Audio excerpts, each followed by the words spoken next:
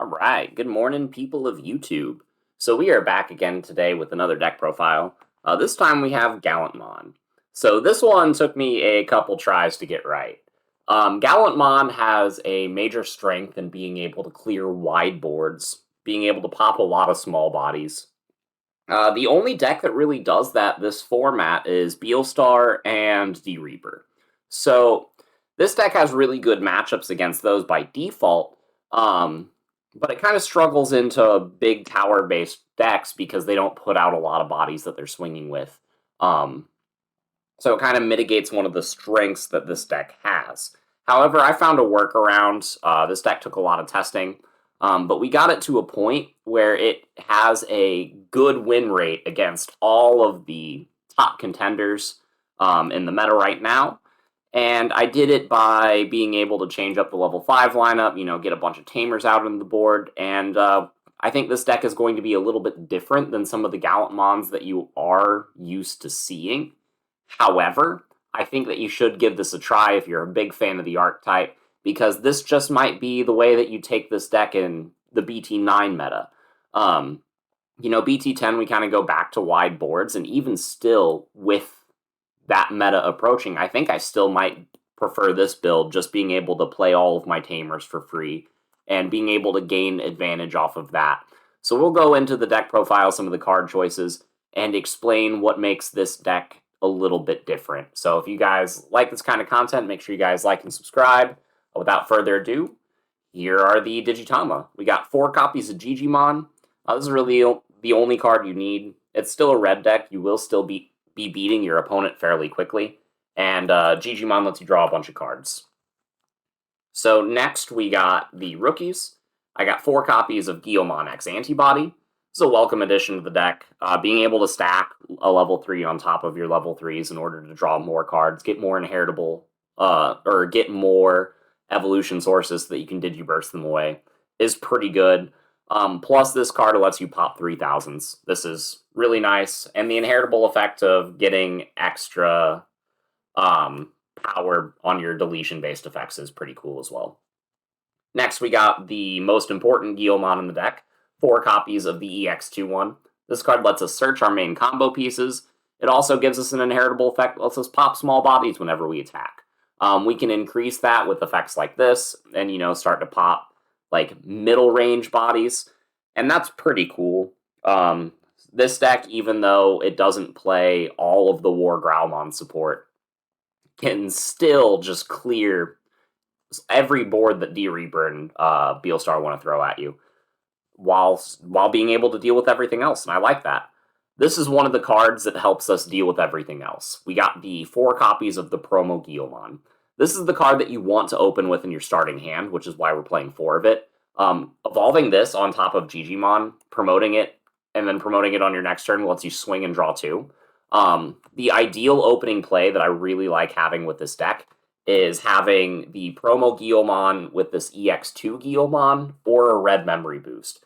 Being able to just search out a bunch of the combo pieces, draw a bunch of cards, and then, if this dies to security, then we can start building on top of this one after we've played it. Or, we can start building our new stack in the raising area after that. So I do like the Guillaume. It does give us our early game chip damage. The Gallantmon is giving us all of our mid-game chip damage, and then we can finish it off with like a hybrid or 2, or just a couple other pokes here and there. So the last rookie that I am playing is 2 copies of the Starter Deck 7 Guillaume. This is still a good card. It lets you warp into Gallantmon.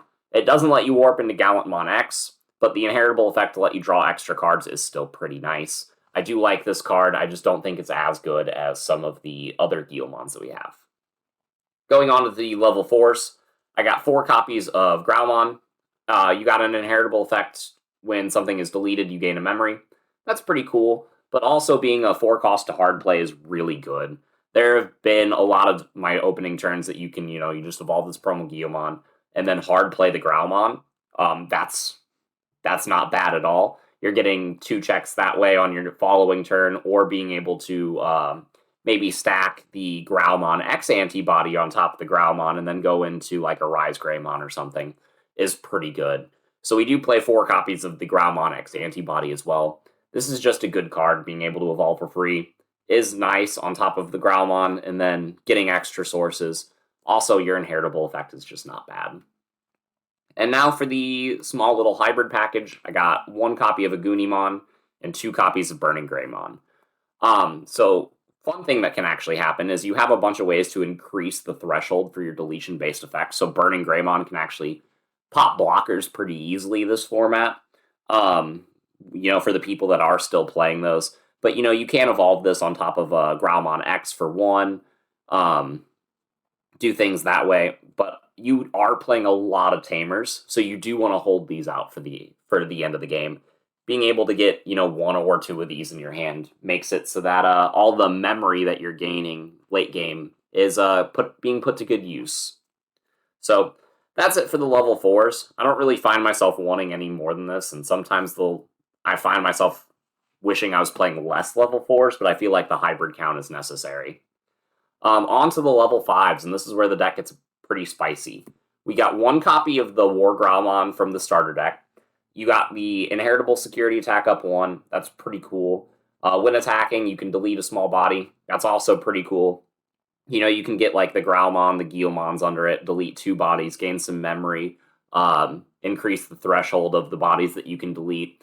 It's pretty nice. Mostly you're playing this for the inheritable security attack +1, and for the fact that it is a searchable card off of the EX2 Guillaume. But this is the only Growlmon card that I'm playing in my level 5 lineup, and this is why. It's because I'm playing 4 copies of the RizeGreymon from Bt4. So, if you get like the Gigimon, Guillaume, X-antibody, the Growlmon, and then the X-antibody Growlmon in a stack, you have 1, 2, 3, 4, 5 sources that you can Digiburst away. This is a Digiburst 2, play a Tamer. So you can play 2 Tamers and then pick which inheritable source you want to keep in your stack. If one of the Tamers that you dropped off of this is a Takato, then you can immediately evolve this into Gallantmon, get your Blitz, do your swing that way, and it's just a really good combo. The inheritable effect also clears small bodies. You can give something -2,000 and then put it in range of your thresholds to be deleted with your other effects. It also triggers your like Growlmon inheritable. If you delete something with this, then you can gain a memory. Things of that nature.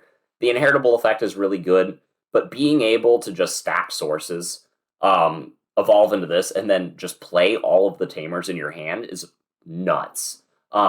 What you want to be, or why I was saying earlier that hard playing the Growlmon is pretty good, is because you actually want to stockpile the Tamers in your hand for this RizeGreymon and for the RizeGreymon x-antibody. You want to get as much value off of your level 5s as possible by being able to play all of your Tamers for free the turn you go into this as well. This RizeGreymon you can also stack in your breeding area and then pull out and then just kind of win the game that way. But RizeGreymon x-antibody can go on top of RizeGreymon and play another Tamer for just 1 memory. Or, if you miss this RizeGreymon, you can evolve this on top of a level 4 for 4 memory, and then play a Tamer for free that way. This also has a deletion effect if you evolve it on top of the RizeGreymon, which is really cool. These level 5s do a lot for the deck, and I think they do way more for the deck than the Growlmon package did. And that's one of the reasons I've been finding moderate success with this deck.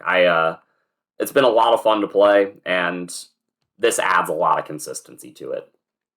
So going on into the level 6s, I got 4 copies of the starter deck Gallantmon and 2 copies of Gallantmon x-antibody. So I'm considering one of the big changes I'm making is probably going to go to 3 and 3 of these cards. The Gallantmon x-antibody is an amazing follow-up play to the Gallantmon, but this is the card that you typically want to evolve on top of the RizeGreymon. You can evolve after you play your Takato, you can evolve into this, swing. You're deleting small bodies off of the inheritable effects that you've kept, or the RizeGreymon inheritable, and so chances are that your opponent won't have anything in play to delete. So this card will be a 14,000 security attack +1, which is really, really cool. And then you can evolve on top of this into this, and then get another attack, If the only play or card your opponent had in play was a big tower, you can fail to delete a small body with this and then evolve into this and then delete the big tower and then trash their top security, which is a really cool play. The Gallantmon package offers you a lot of versatility, actually. Being able to, this card can now delete big bodies while the rest of the deck just excelled at deleting small bodies anyway. So it's one of the reasons I kind of want to go up to 3 copies of this card. But the starter deck 7 Gallantmon is essential to see early game. This is the card that you are chipping your opponent down most of the way with. And I think you need to be playing at least 3 copies of this. You'll note I'm not playing the Bt1 Gallantmon. I'm not playing the EX2 Gallantmon. If we go into a format where wide boards become the normal, I think those are cards to consider including, but right now they are not. So the last Gallantmon card I'm playing is a single copy of Crimson Mode. I really like this card, but I don't like it enough to play more than one. It's good, but it's kind of clunky. And if you see multiples of it, that's kind of bad.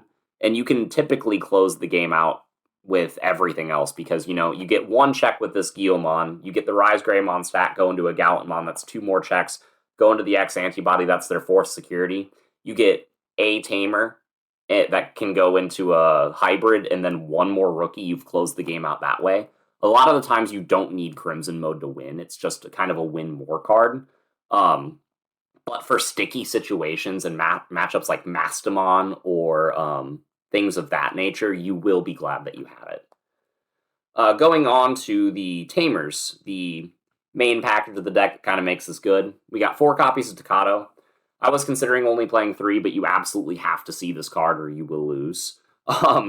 Getting this card off of a RizeGreymon and then immediately going into Gallantmon is the main combo of the deck. It lets you hit for 2 security a turn earlier than most big tower decks would be able to.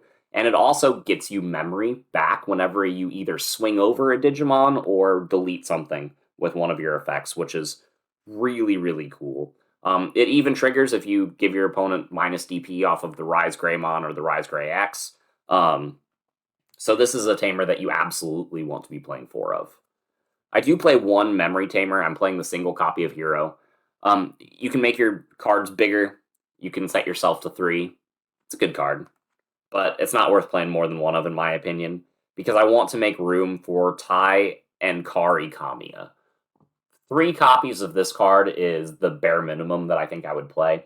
This card gives you a crap ton of memory, because, you know, the turn that you're going into your big play, you're getting your opponent to 3 security. If you have a couple of these that you played off of your RizeGreymon package, you're golden.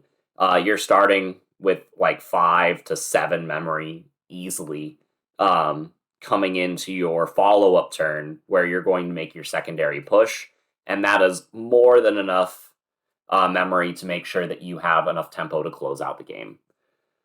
Speaking of tempo to close out the game, we got 2 copies of Red Memory Boost. This card is great to open with. It's great to see in the mid-game, gets you combo pieces, gets you extra memory. It's just a consistency card in red, which is probably the least consistent color. So, kind of got to play 2 of it.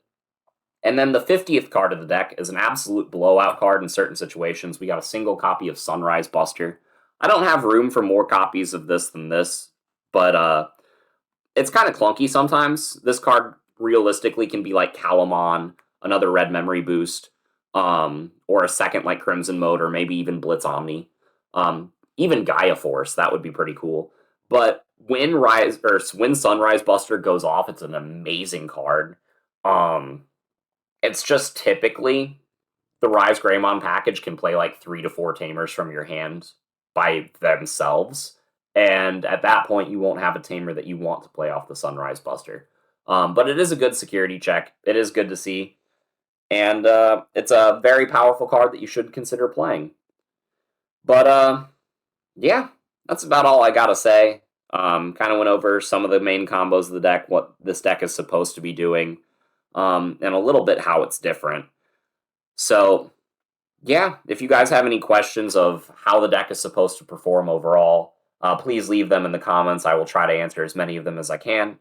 But yeah, hope you guys enjoyed, and we will see you guys in the next video. Bye, everyone.